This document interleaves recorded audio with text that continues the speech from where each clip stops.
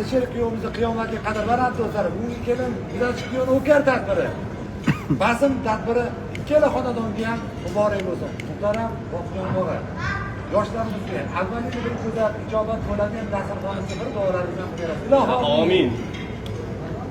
Allohning shu kunlarga yetkazganiga behisob shukrlar bo'lsin.